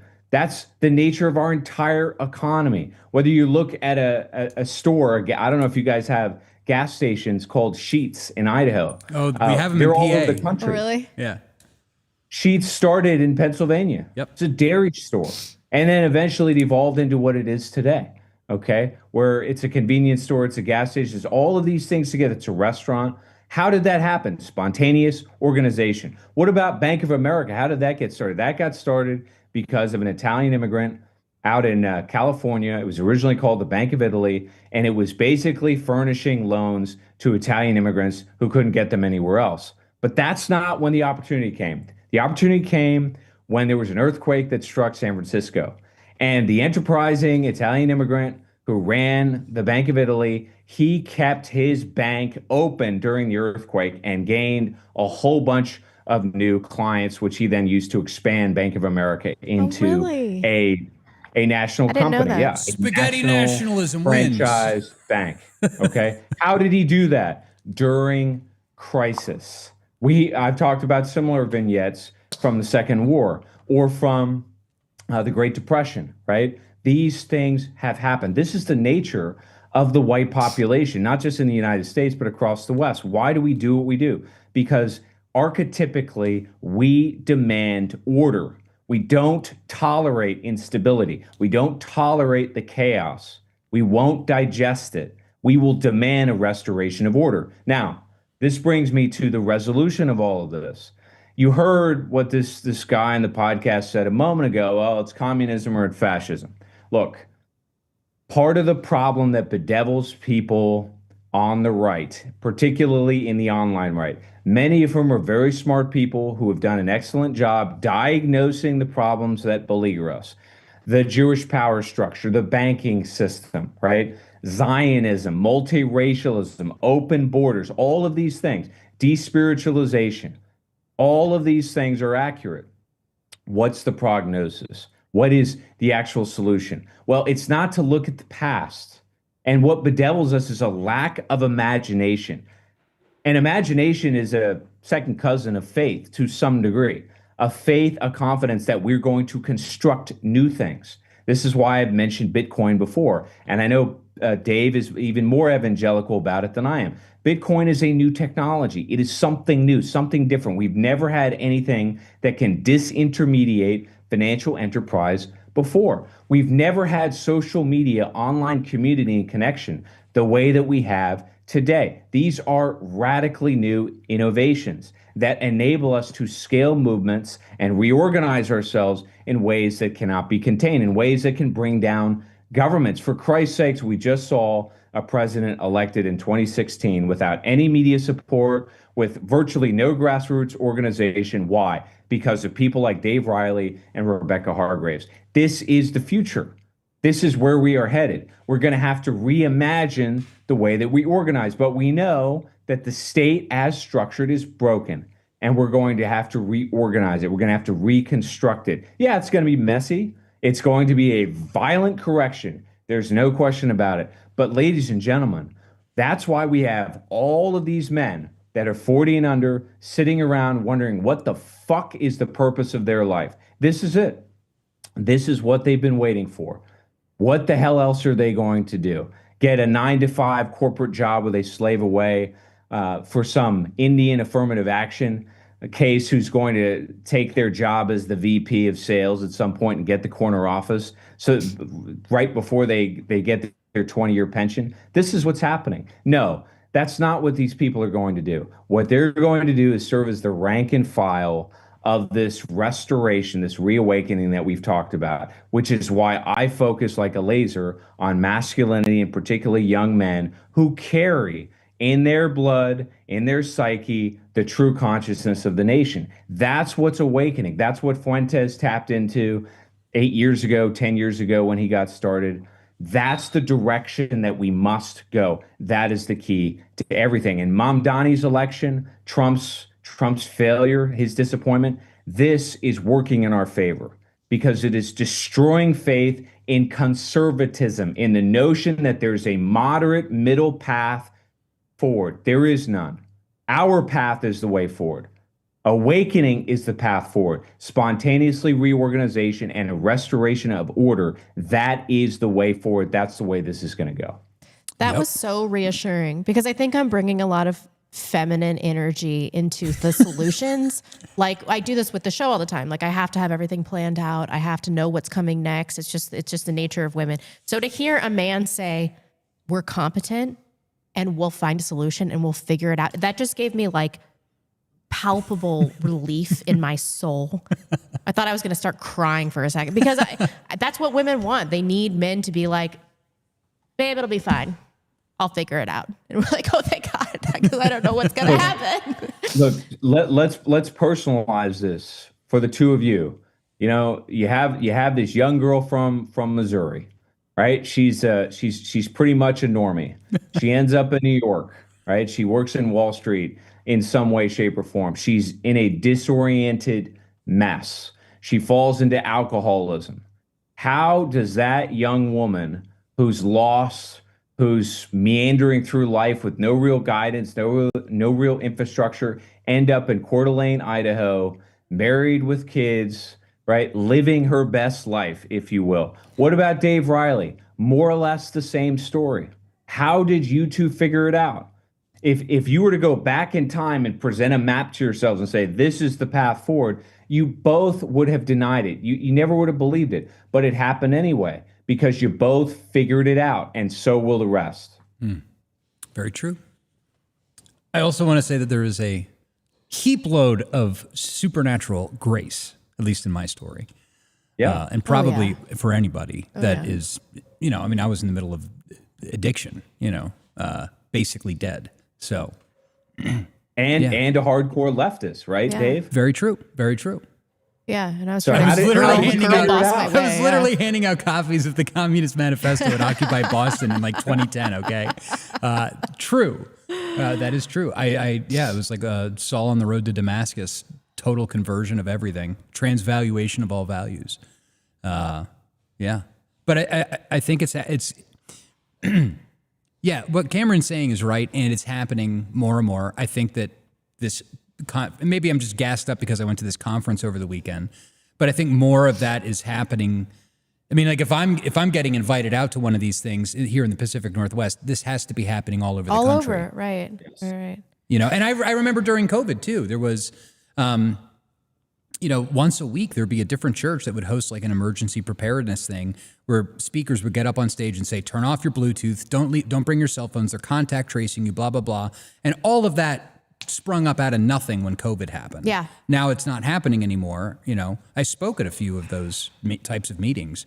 Do you know what this reminds me of? We talked with Emily Yukas on Monday about the creative process and how sometimes you'll do something creatively that's just dog shit, but then the next thing that you do is like a little more inspired, and it's building blocks until your real creativity, like the thing that you're supposed to be working on, comes to fruition, and you don't realize it while you're working on all these things. And I think maybe that's what Cameron is talking about. Like maybe everything that we're doing right now, all the growing pains, maybe it's just practice for what's about to emerge. Look, there is a beautiful Orthodox church in Moscow. Maybe you can bring it up on the screen, Dave. It's called the Cathedral of Christ the Savior. It's an incredible structure. It's one of the most magnificent churches I have ever seen. And I've seen a lot. You know, I've been to Florence, I've been to Paris. I've seen my fair share of incredible churches across Europe. And as you both know, I really enjoy Europe, so I come here as much as I can. That structure that you're looking at right there was torn down brick by brick by the Bolsheviks. They tore the whole damn thing down. And I don't have to tell you, Bolshevism in Russia was worse than any of us can imagine. Unbelievably bad. Okay? In the 90s, I have some friends who are Russian. In the 90s, after the fall of communism, the fall of the wall, and Russia was a mess for a decade after for all kinds of reasons that we'll probably talk about in a future show. But let's just say things were pretty fucking bad. And forgive me for swearing, but it's justified because I think it was Dostoevsky who said Russia's job in the world is to show the rest of the world how bad it can get. Much worse than anything we can imagine. 30 years ago in the 90s, there was somebody walking through the streets of Moscow, and they were petitioning to rebuild that church that you just saw on the screen.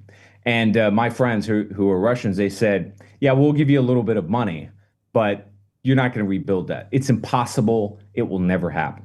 It's in ruins. This country's in ruins. We're finished. It's over. Well, as you can clearly see, not only did they survive, but they rebuilt it. Civilization is not just a building process. It is a rebuilding process. It is an iterative process. We are not so much in decline as we are figuring out who the hell we really are as a people. That's what this whole process is about, is a process of self-discovery. We are coming to grips with who we really are as a white country, as a white nation. And that ultimately is what's going to carry us forward. That's why we're going to, as they say, reintegrate with the state. We are going to enter a post-constitutional order that's going to stabilize this country. And I think we're poised to achieve even greater things than we did in the 20th century. I really believe that. We have that capacity within us. And this conflict, I think, will liberate that capability. It's not just about the building. It's also the rebuilding, as you saw in that church. Yeah. Sorry, Dave, go ahead. No, it's okay. I was just going to add to it that with these prophecies of doom, right? The prophets of doom, as was it Cardinal Ratzinger, I think, called them, or maybe it was John Paul II. With on the one hand, the prophecy of the destruction of nations, living envy the dead type of thing. There is also a promise that on the other side of the conflict, there will be an age of 1,000 years, yes. 1,000-year rule of Mary, the triumph of the Immaculate Heart of Mary, which is, and it's also so, I've been thinking about this a lot because just like last week or whatever, the Vatican came out with this ridiculous statement that we should stop using the title co-redemptrix with Mary. And it's like, what are you, stupid? Like, as if giving her a title takes something away from Christ. And it's like, what do we need right now? All of the apostles left Christ. The first Pope, Peter, denied him 3 times before he was even hung on the cross. And then you have one person in the whole world, Mary, his mother, who stood there at the foot of the cross, and she was offering her son in that moment. Well, I mean, imagine watching him bleeding, as he hangs there. And so it's like, oh no, we shouldn't give Mary that title of co-redemptrix. And it's like, what do we need right now in the church? What do we need right now in society? Do we need people that are going to flee and deny Christ and deny, oh, no, that's not, or do we need people that are going to stick it out to the bitter end and give it their all? Yeah. Anyway, just a random, but see, Dave, thoughts. that's exactly, but that's exactly the point, right? I think what you said is brilliant, because if the Catholic Church in its current construction, like the Protestants, right? I can't speak to Orthodoxy as much, but I'm sure they have their own problems. If these institutions are broken, does that invalidate the religion? Does it invalidate the faith? No, not at all. And if anything, exposing that corruption and purging it will strengthen the faith. It will strengthen the resolution of that spiritual awakening. It will improve the church. It will not destroy it. Yeah. And that analogy holds for the United States. Yes, the federal government is a mess. It's corrupt. Obviously, it's got subversive interests that dominate it, rogue agencies, and some kind of dark underbelly that I don't think we fully understand yet. I certainly don't. I don't know how deep that well goes. What I do know is that this chaos that Rebecca mentioned a moment ago, that will expose it. It will ventilate it to the world. And that means that we can extinguish the evil from below. That's what we've got to do. That will strengthen us as a country and prepare us for the golden age, as Dave said. That is exactly the point. That's what we all needed to hear, guys. Thank you so much for that. Get your last minute super chats in at the backlash.net/super chat. or right here on my YouTube channel. Cameron Or on Primal, has stayed up really late for the show, so we're going to let him go to sleep. if he wants. It's been real, Cameron. Go to sleep. Go to bed. Well, let me just check. Okay. Good night, guys. Bye-bye. See ya. All right. Does being sick make you emotional? Yeah, I think it does. I want my mom, and we're going to be okay. And by the way, Fine. if you are very worried about the imminent financial collapse of the American economy, you can protect yourself against it by buying gold and silver at Atlas Bullion, the internet's best dealers for gold and silver. They support our show.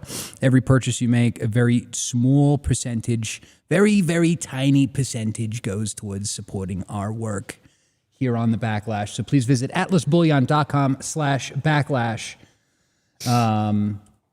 Should I do Antelope Hill too and get that out of the way? Sure. Not that we want to get it out of the way. We love and support Antelope Hill Publishing, who is fighting to keep history alive amidst this anti-white regime of censorship. They're equipping a new generation of dissidents with the information needed to fight the battle that we have today. Their varied catalog includes newly and updated, expanded third edition of Dr. Kevin MacDonald's Culture of Critique, the essential modern text on Jewish identity, Dr. Ricardo Duchesne's magnum opus, Greatness and Ruin, the definitive scholarly examination of European exceptionalism, as well as works by Kerry Bolton, Paul Kersey, and Josh Neal. Antelope Hill recently brought David Irving's iconic Nuremberg: The Last Battle back into print and have numerous translations of historical works from eras such as Fascist Italy, National Socialist Germany, and Civil War Spain, previously unavailable in English.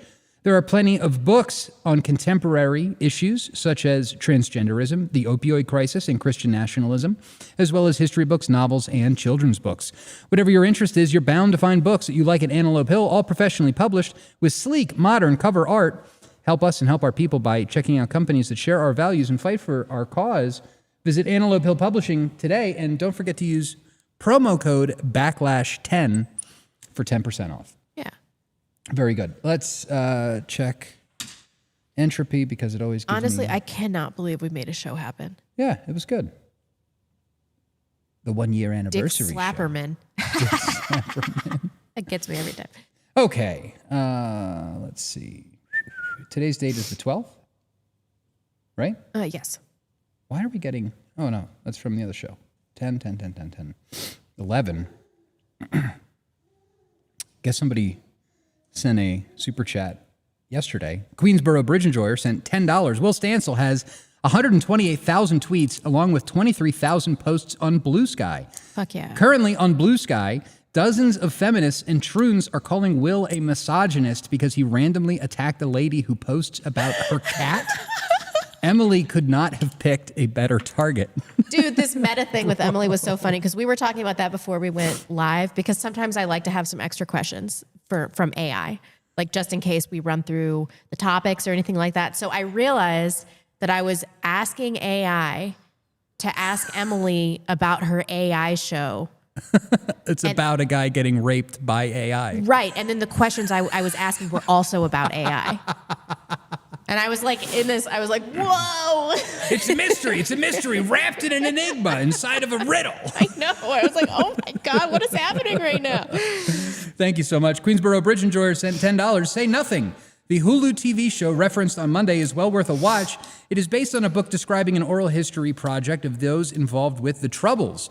The IRA members who participated did so because they felt betrayed by Jerry Adams.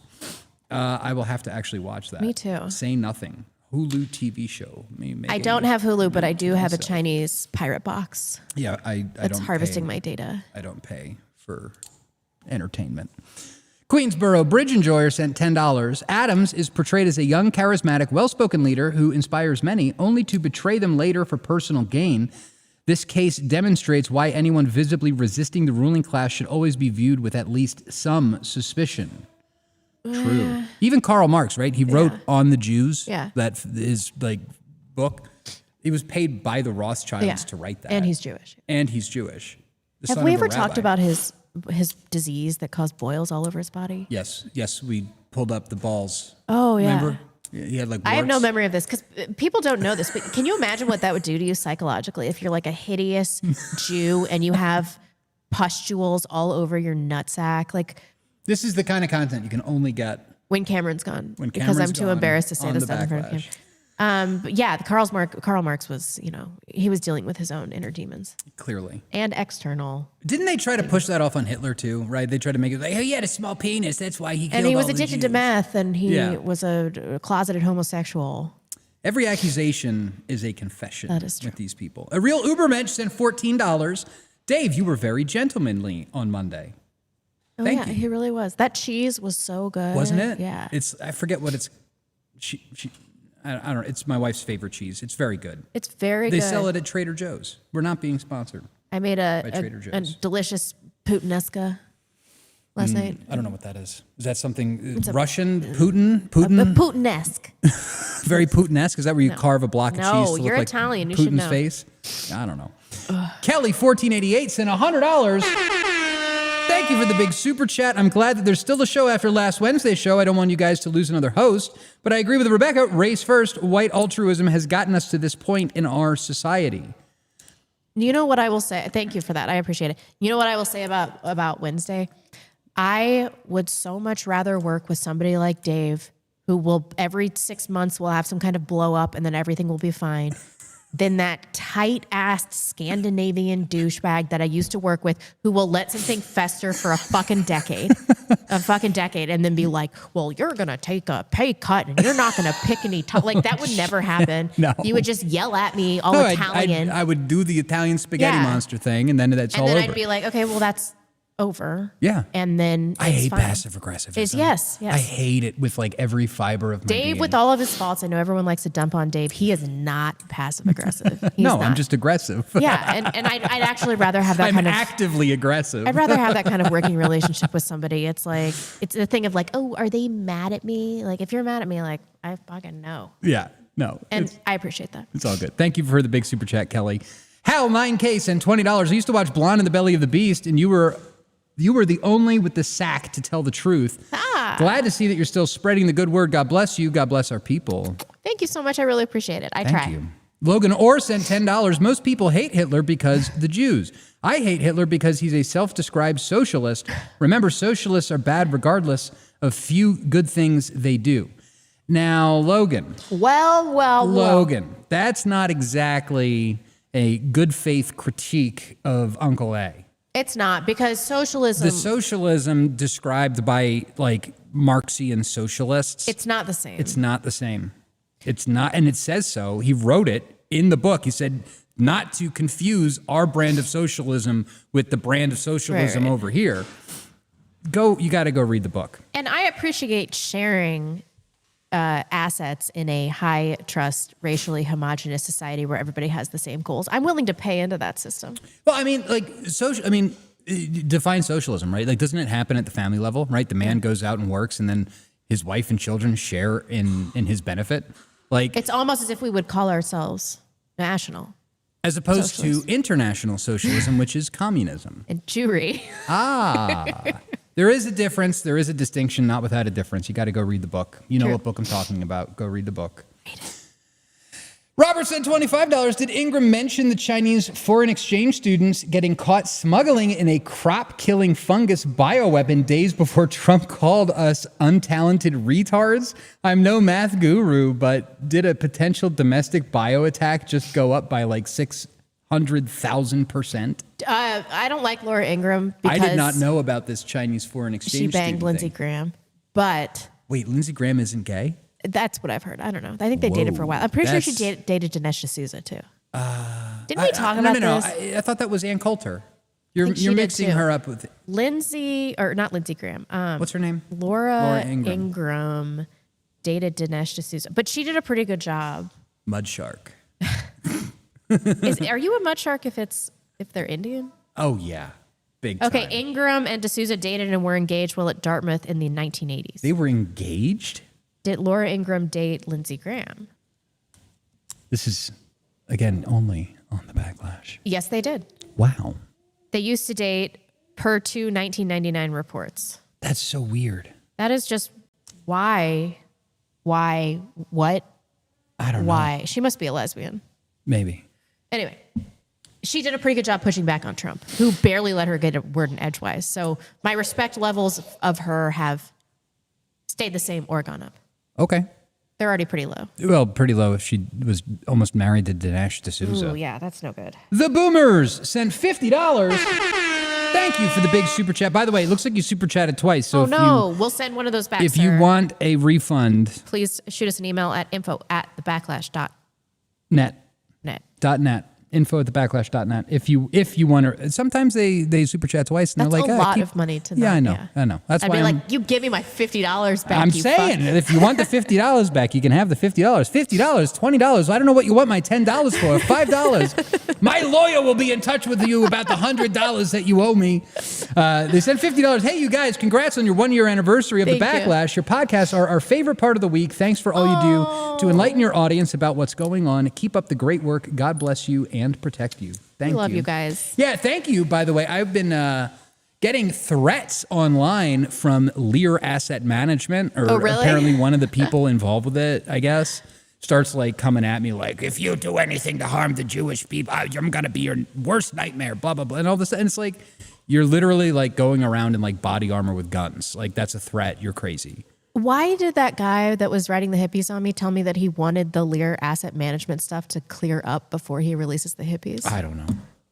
Lawsuits. Is that hippies even going to come out now? It's at December. December. Yeah. I was like, we really could use the bad press now. We want the bad press now, not in December. Jeez. Gotta wait.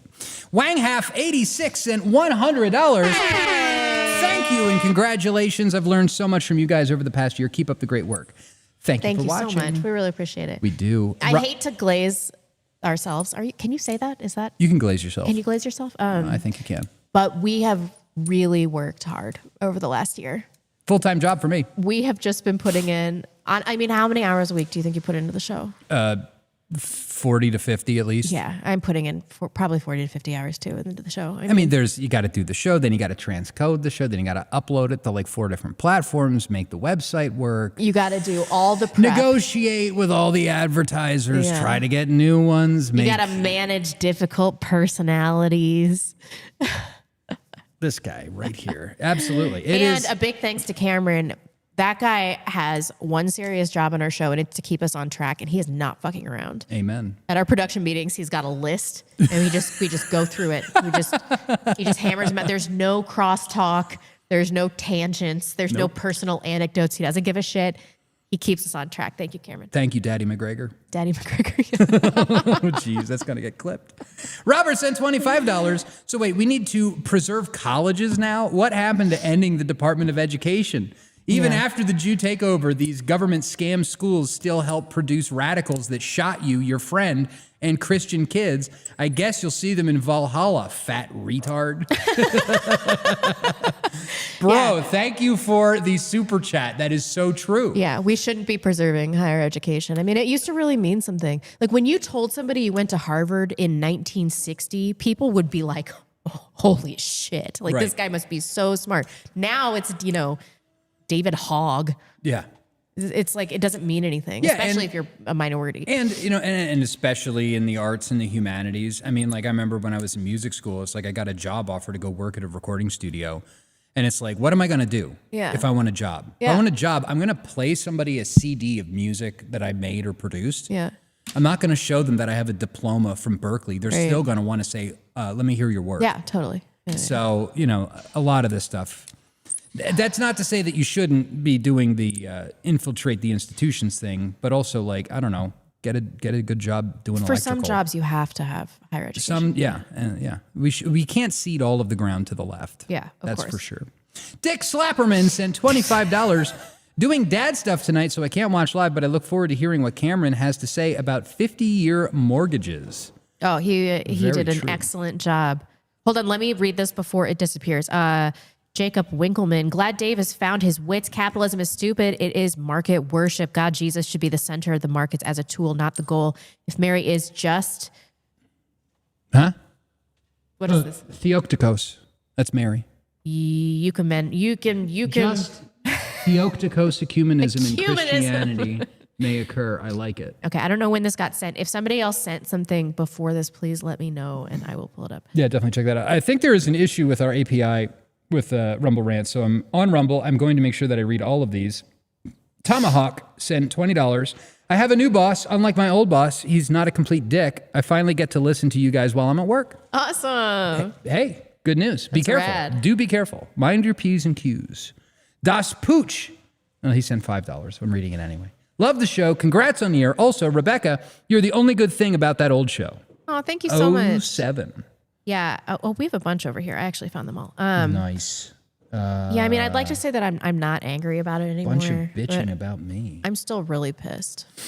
Like really, really, really pissed. 1 year it's been, and I'm still pissed. Glamdring sent $10. The fundamental flaws of democracy are exposed. The choice before us is simply what form will the resulting tyranny take, just like in Ghostbusters. And if we must choose, we should choose our own. Yeah. True. True. So true. Booktrack Groove sent $10. F in the chats. The last penny has been minted. Dave, any news on the Greater Idaho and Oregon DM? Greater Idaho is, I think, a scam. Really? Oh, yeah. I'm pretty sure that it is about gaining access to Idaho's precious metals and resources. Oh, I've heard this theory before. Yeah. I'm the one that made the theory. That's why. I've put it out there. But I think that it has to do with getting access to capital markets, the port in Lewiston. I don't think that it's if you talk to anybody from Idaho, the case is very clear. We need to cut Idaho in half, North Idaho and South Idaho. The Mormons can have Southern Idaho. Mm-hmm. We keep North Idaho. And then over a period of like a decade or two, we have an expansionist ideology that grows, and then eventually we take over Kalispell and Washington all the way to Ellensburg, and we will make a new state, and that's what it will be. Absolutely. That's the way. It's not Greater Idaho. We don't need Southern Oregon. Nope. We don't need all that. I mean, they want to give it to us, I guess. Maybe. I think that does it for Rumble chat. All right. What about I've got my YouTube ones up. Smashing Random Keys sent a few. What the fuck are you talking about? I thought you had a finance career. 90% of mortgages never reach maturity because people refi or move. Also, it's an optional product. You don't have to get it. AI calculators are free, freeing up money to pay off high interest debt. Has a higher rate of return. You could also literally pay the 30-year rate on a 50-year loan and pay it off in 26 years while also leaving breath room to miss the occasional payment for other emergencies. Yeah, we probably should have talked about that more. I mean, I've had 30-year mortgages that I just paid off. You can also just do stuff. You can just pay off your mortgage if you can afford it. And you can refi, you can capture low interest rates. But that's not the reason that Trump is doing this. They're doing this to scaffold a failing financial system. They're not doing it because if you guys have extra money, you could pay it off in 30 years, so who gives a shit? No, yeah. Again, the real solution to the housing problem is mass deportations. Yeah, and absolutely. Anybody that tells you anything else is lying. Also, no foreign investors in the housing market. Yeah, hello, the Chinese own half of Seattle. We just passed a law here in Idaho last year making it illegal for foreign nations to own land in our state. That's great, yeah. So that's good stuff. The Winged Hussar says, I will have to catch the replay this time, but thinking about you guys and hope you reach your goal. Thank you so much. Thank you. Babyface Nilsson, Cameron is not here, so I will read this to him next week. We sent him to bed. He looked tired. And then Jacob Winkleman, I read that one. Let me reload, but I think we're good. Blue Eyes White Dragon sent $10 on Entropy. In a collapse, doomers just leave more work for localists. They're fixing roads, voting, food drives, and rebuilding. Action builds trusts. Inaction doesn't. Doomers yelling, quote, I'm waiting for Rome to fall again before I help from their porch. Using tools there today makes the future better for all. I couldn't agree more. Yeah. I couldn't agree more. And that is why I believe things that I believe. That we should be involved locally. Subsidiarity. That does it. All right, I'm going to call that. Good. We need to give one more shout out to North Idaho Tallow Company. If you're sick and tired of skincare packed with chemicals you can't pronounce, North Idaho Tallow Company might be the ticket for you. They've got soaps, balms, and lip balm that are all made out of tallow with healthy, natural ingredients that your skin actually needs. No endocrine disruptors, no petroleum byproduct, just cow fat tallow. It's wonderful. And they've got a bunch of really great soap. They've got, by the way, a new thing. I don't know if I'm going to find it. Where is it? They have a special thing for Christmas that they just released. Do I hit all? Maybe I'll find it. Ah, here it is. There it is. They have a signature gift box ready to gift that you can purchase, and you can do it for a friend, for a family member. It comes pre-wrapped with a little thank you note gift card thing. It's all presented very well. So if you are lazy and you don't want to wrap a bunch of Christmas presents, go to idahotallow.com and get one of these Christmas gift boxes. It has a 2-ounce tallow balm with your choice of scent, a tallow soap with your choice, and a tallow lip balm. All right, cool. We will see you guys on Monday. Please follow us on our X account, All of our Axreal accounts. Backlash. Find all of our accounts at thebacklash.net/subscribe. Thank you for joining us, and we will see you on Monday.